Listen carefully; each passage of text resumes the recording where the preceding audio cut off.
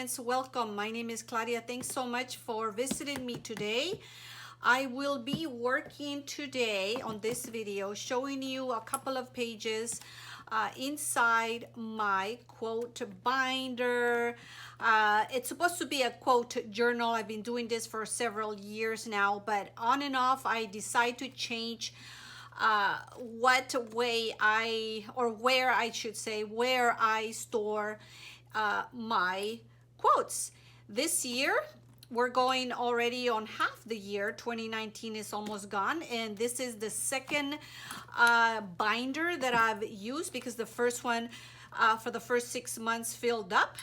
So today I'm going to working in here. I'm doing something a little bit different. If you have been following along, you're kind of used to me working just on, different pages. I usually work on 2 of them because I kind of move kind of quick. But this time I'm doing something a little bit different. So I wanted to give you a little bit of a background before I jumped in, because I wanted to start by showing you this new organizational system that I came up with. Nothing new. I'm sure you've seen it. Many people have used this organizer to store different supplies. So I added this to my Instagram stories and everybody was asking questions. So I thought I would kind of throw it in here as part of a side tips, side tricks, side new idea, besides just the actual working on the journal, because I'm going to be using some of the stuff that I have stored in here. So that's why I kind of wanted to explain. So I'm going to do it really quick and then jump into the actual project. So this tub here, hopefully you can see it. I use my phone to record, so I can't zoom in. I mean, I can zoom in, but I am zoomed out as much as I can with my phone. So this is a large tub that I purchased at Michael's.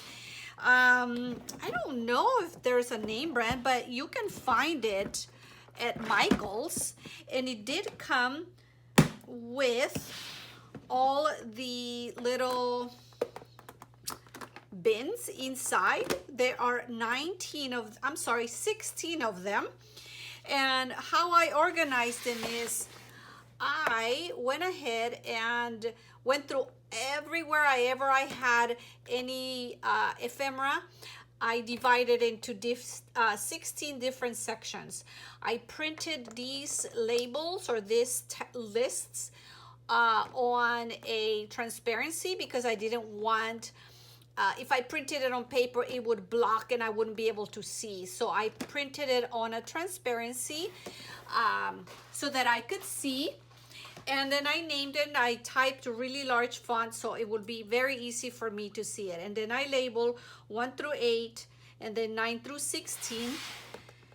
I stamped these little numbers on just a piece of paper, and then I glued them on, so then I knew exactly what was inside. So whenever I'm looking for something, if I know I'm looking for flowers, I look in here and I see that number 1 has my flowers. And this is one of the ones I'm going to be using today. So I'm going to pull a number 1, and there's number 1.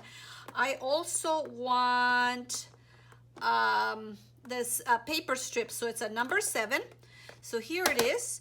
And I also wanted a little banners, which is number 5. I think that's all I'm gonna use. I might pull out, no, I think that's all I'm gonna use. Maybe number 10 I have, I'm sorry, not number, yeah, journal phrases. So this is anything that has words in them. I'll pull it out, but I don't think I'm gonna be using this one. But anyways, this closes like this, and you still have a handle, so you can carry it. Like if you go on a crafting trip or anything like that, you can take it along with you with pretty much anything that you have stored in here as part of your embellishment. So I'm gonna put that aside now, and then I'm gonna have these here to see what I'm going to be using. And this time I had pulled out some Webster's Pages paper that I thought I wanted to use because it's very bright and pretty and colorful. And I actually had punched two different pages already. So like I was saying about the quote journal or the quote binder, the first half, the first 6 months up to June, it's already too bulky. So I decided to use a different binder, which is a good thing if you have a lot of binders like I do. I just removed the planner pages. Then I end up with the binder, and this is what I've decided to use it for. So I'm moving along to the month of August. In this month, so these are the ones I did for July. Not a lot, but believe me, even 4 or 5 of them a month will still make this journal get really chunky. So for August, the theme is kindness. And like I said, I had already punched out and cut these two sheets.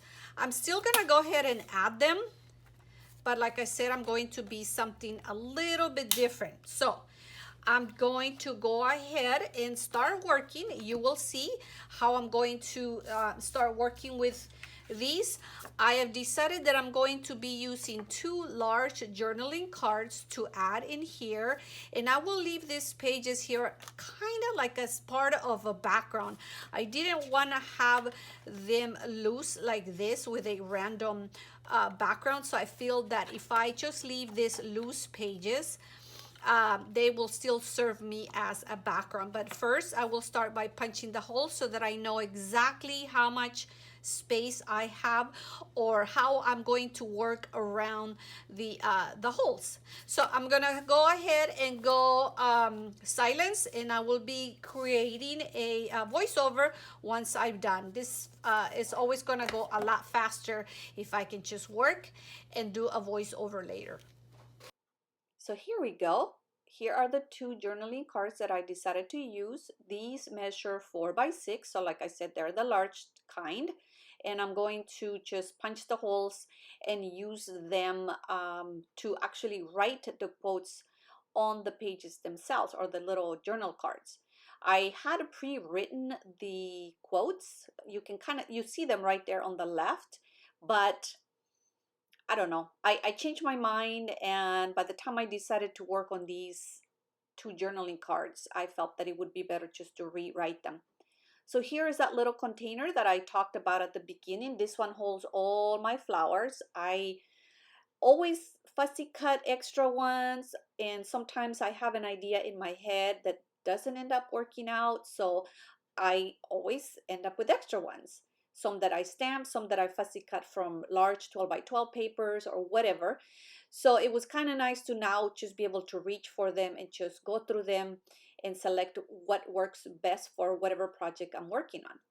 I had originally intended to work with Webster's Pages products.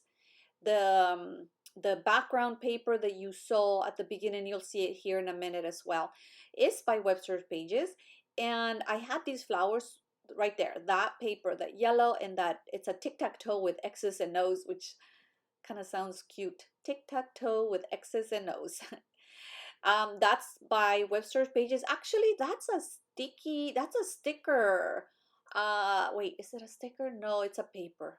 My God, I just did this last week and I already forgot. Anyway, so I'm going to leave the paper, the pages themselves as background, because it kind of looked weird if I didn't add anything behind the journaling cards. So I'm gonna leave those there, and so they do work, still work well with the colors from the flowers and that turquoise from both of the journaling cards, which I'm sure they're by Becky Higgins, those 2 journaling, the large journaling cards. As always, I'm always adding more. Sometimes more is okay, more is better. And in this case, I decided to add black little, I don't know, leaf branches from using my Martha Stewart punch. And the center of the flowers have some black, and so that's why I felt that it was okay for me to add a little bit more. And you'll see I even add more black accents at the end. I don't know why I'm loving black backgrounds. I've done a couple of projects where mixed media projects where I use black paint and then kind of layer other colors on top. They just make every other color pop. So I just kind of went around. The flowers themselves, the bouquets were so big and large and busy that that's all I'm going to do. And then you will see me just do my writing. I again pulled out extra flowers that I didn't need. See what I mean? And then so that's how it goes. And then they go back into the little pile. This system really is working for me. It's just so easy for me to reach for those little boxes and decide what I want to use. So the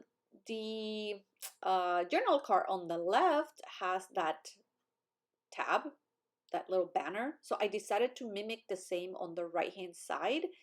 And so I was kind of going through all my little sticky notes there that normally they're for planners, and decided on one of those. And then the same thing, I wanted to add more color, but in a sense it's not, because it's black, and black is the absence of color, so they say. So I wanted to add another little banner on top of the one that's there, just kind of do a little bit of a layering technique there. And again, the black kind of will mimic everything else around the rest of the pages, so everything will be semi-coordinating. And the fact that the journaling card, that one that I just ripped apart, was also from Webster's pages, of course is going to match. And boy, my hands were away for a while there, but it gave me a chance to just keep talking. So that's it. I'm just going to add that little banner. Here is a little tip that I learned from my friend Cami from Chipped in Time. And to cut a little banner, you cut a snip in the center of your rectangle, and then you cut from corner to that little center snip, and that creates the perfect little banner. I did it the way I used to do it was it still worked a little bit different, but I kind of liked her how she did hers a little bit better. And so there, I just make sure that I punch the holes again so they will fit back into the binder. And then I'm going to create another little banner flag for the right side. And you'll see me do it again, snip in the center and then go from corner to center, and that creates your little banner. Always trying to make sure I have enough space for my writing, because you know it's always best to do your embellishment first, so then you'll know how much space you have left for photos or for writing or for whatever else you're doing. Obviously, sketching your layouts ahead of time also helps so that you know how much space you're going to have left. I thought I was going to use that banner punch by Fiskars, but I didn't. Sorry for my noggin. I kind of got there in the way for just a second. And then I'm just going to rewrite, and ooh, look at that. A new view, a new angle on my video. I got a little fancy this time. I kind of liked it, but I broke my phone holder. I was so bummed. I took my phone off and I broke a piece. I don't know if I'll be able to use it again. Anyways, you guys, I'm coming to the end. I'm pretty much done. I hope you liked it. It was kind of easy and it turned out super cute. Stay tuned for close-ups. Thank you so much for coming to play with me. I will be adding more videos soon.